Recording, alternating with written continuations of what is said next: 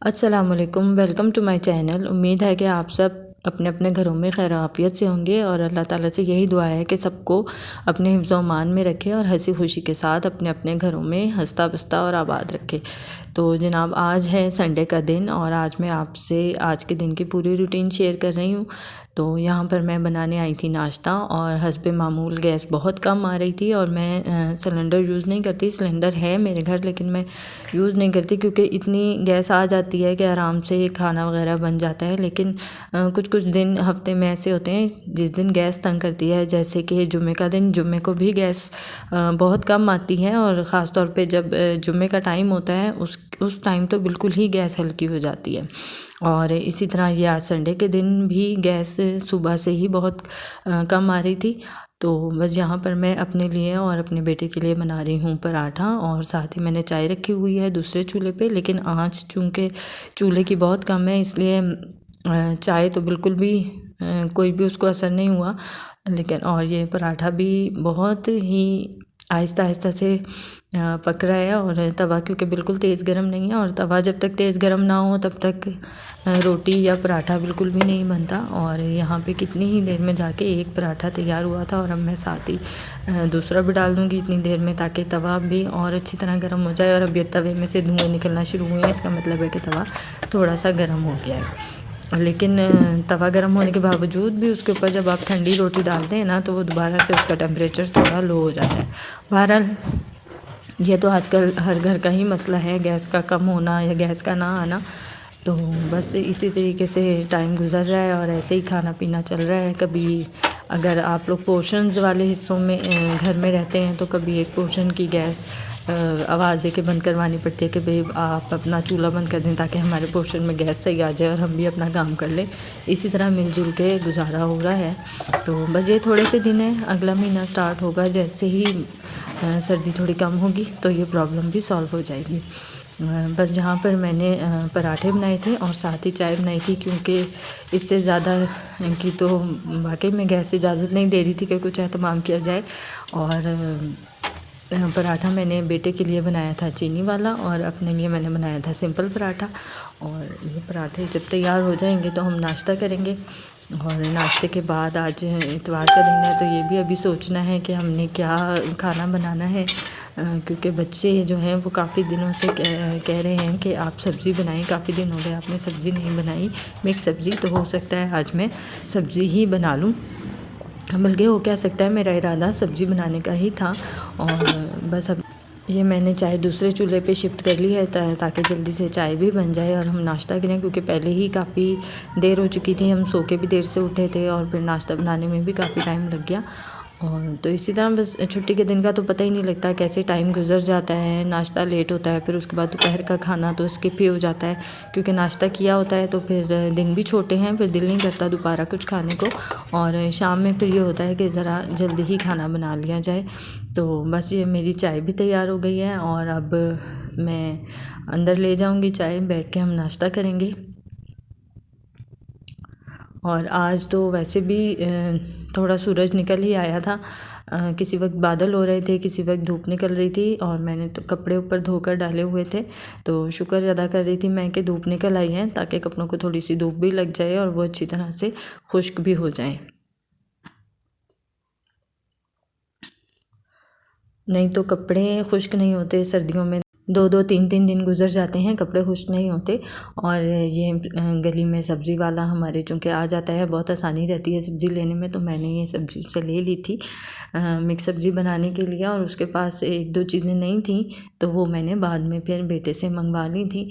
तो बस इसके बाद ये सब्ज़ी मैंने लेके रख दी है ताकि जैसे ही मुझे टाइम लगे तो मैं इसको बना लूँगी। और ये मैं बच्चों के रूम में आई थी और बच्चों का रूम अभी बिखरा हुआ ही है और मैं इसको सेट करने के लिए ही आई थी ताकि मैं बिस्तर वगैरह सारे सही कर दूँ और उनका रूम भी सेट हो जाए। तो फिर जब तक ये चीज़ें फैली रहती हैं तबीयत में उलझन सी होती रहती है। और ये देखें मैंने सेटिंग कर दी है, सारी बिस्तर वगैरह उठा दी हैं, चादरें वगैरह सही कर दी हैं और साफ़ सुथरा बहुत अच्छा लगता है और फैलावा तो बहुत ही ज़्यादा अजीब सा लगता है। यहाँ पर हम सब्ज़ी लेकर मैं ऊपर छत पर आ गई थी क्योंकि हल्की हल्की धूप थी, लेकिन जब तक मैं ऊपर आई हूँ तो धूप छत पे से चली गई थी और हम यहाँ पर बैठ के सब्ज़ी बना रहे हैं। और इस तरह ही एक दूसरे के साथ मिल बैठने का मौका मिल जाता है और मिलजुल कर काम भी जल्दी हो जाता है और एक दूसरे का हाल अहवाल भी बंदा पूछ लेता है। छत पे मौसम काफ़ी अच्छा था, हालांकि सर्दी तो थी लेकिन चूँकि धूप निकली हुई थी और दिन में धूप रही अच्छी खासी, इसलिए ज़्यादा सर्दी नहीं थी।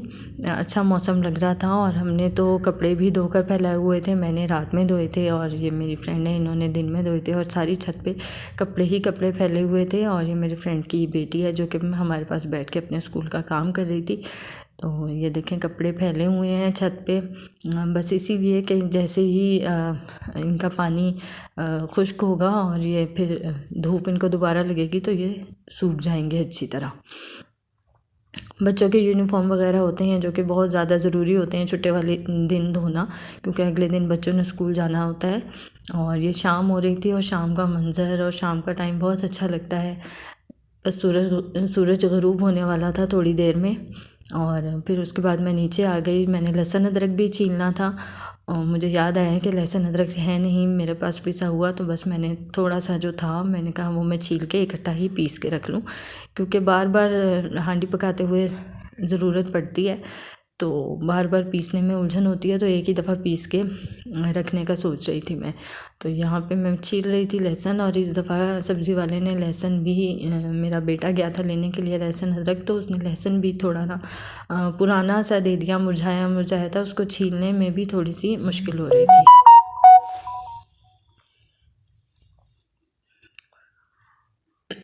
अदरक फ्रेश थी, अदरक अच्छी थी, लेकिन इसको छीलने के बाद जब मैं काटने लगी फिर मुझे अंदाज़ा हुआ कि ये बहुत ज़्यादा सख्त है अदरक, क्योंकि कट नहीं रही थी। हालांकि मेरी छुरी अच्छी खासी तेज़ है लेकिन अदरक जो है वो कट नहीं रही थी। ऐसा लग रहा था किसी पत्थर के ऊपर मैं छुरी चला रही हूँ, मेरे हाथ से निकल रही थी अदरक। ये देखें ऐसे लग रहा था बहुत हार्ड चीज़ को ही काट रही हूँ मैं।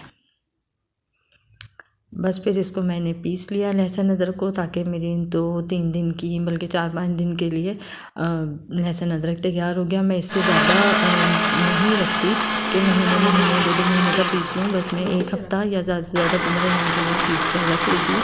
उसके बाद मैं दोबारा फ्रेश ही पीसती हूँ। पहले तो मेरी आदत थी कि मैं जैसे ही खाना बनाती थी उसी वक्त ही मैं पीस के फ्रेश ही छील के पीस के तो मैं हांडी में डालती थी। मेरे पास कूंडी डंडा है, उससे मैं पीस के डालती थी, लेकिन अब मैंने भी इसी तरह पीस कर रखना शुरू कर दिया ताकि हांडी बनाने में तंगी ना हो और किसी वक्त जल्दी हो तो फटाफट से फिर लहसुन अदरक पीसना नहीं पड़ता।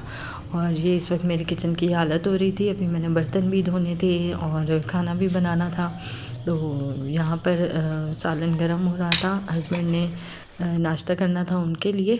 और उसके बाद मैंने सोचा कि मैं हांडी बना ही लूँ, क्योंकि शाम को फिर गैस हल्की हो जाएगी। इस वक्त तो फिर कुछ थोड़ी बहुत आ रही थी। तो यहाँ पर मैं बना रही थी मिक्स सब्ज़ी और मैं प्याज ब्राउन कर रही थी। और हर हांडी में, तकरीबन हर हांडी में ही हम लोग प्याज ब्राउन करते हैं। प्याज ब्राउन करना एक लाजमी जुज़ हो गया है हांडी का, लाजमी ही ब्राउन करते हैं, इससे बड़ा अच्छा टेस्ट आता है। और खाना पकाने की जो स्टार्टिंग है उसमें प्याज ब्राउन करना ही सबसे पहले सीखना चाहिए, क्योंकि बहुत ज़्यादा तेज़ आंच पे करो तब भी प्याज ख़राब हो जाती है और बहुत ज़्यादा हल्की आंच पे करो तब भी प्याज को ब्राउन होने में काफ़ी ज़्यादा टाइम लगता है।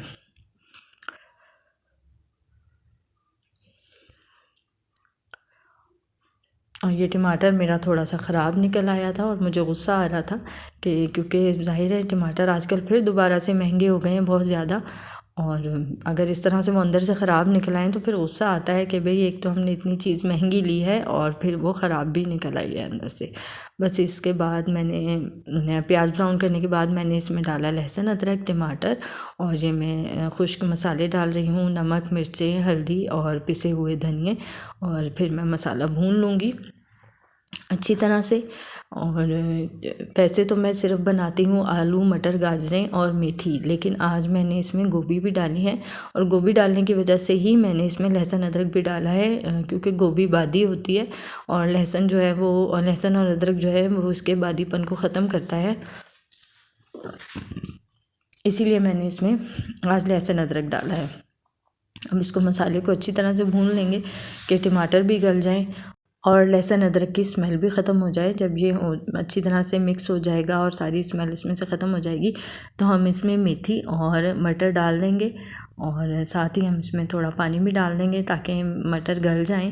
और गाजरें भी हम मटरों के साथ ही डाल देंगे क्योंकि गाजरें भी गलने में बाद का थोड़ा सा टाइम लेती हैं और वो भी अपना पानी छोड़ती हैं। तो ये है कि उसके ही पानी में मटर अच्छी तरह से गल जाएंगे। बहुत ज़्यादा पानी नहीं डालना पड़ेगा मटरों को गलाने के लिए। अब मैंने इसमें मेथी डाल दी है और हल्का सा भूनने के बाद मैं इसमें ये देखें मटर और गाजरें भी मैंने इसमें डाल दी हैं। अब मैं इसको मिक्स करके और थोड़ा सा पानी डालकर इसको गलने के लिए रख दूँगी। बस ये मिक्स सब्ज़ी बहुत अच्छी लगती है, बच्चों को भी पसंद आती है। यानी ये एक वाहिद ऐसी चीज़ है जो घर में सब शौक़ से खा लेते हैं।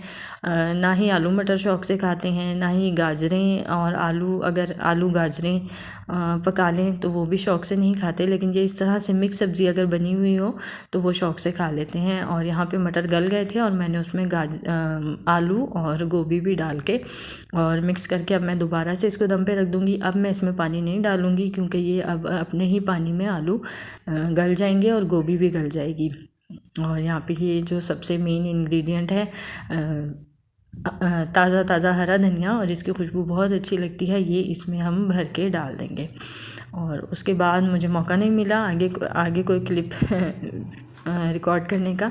और ये बिल्कुल डायरेक्ट रात का टाइम है, जब खाना वगैरह खाने के बाद और चाय के बाद हम फारिग हुई हूँ मैं, और मैंने बर्तन वगैरह वॉश करके किचन साफ़ कर दिया था ताकि सुबह सुबह जब मैं किचन में आऊँ तो किचन साफ़ सुथरा हो और कोई स्मेल वगैरह ना हो, बल्कि ये अच्छा ही रहता है। सब लोग ही रात को किचन साफ़ करके सोते हैं और ये बहुत अच्छी आदत है।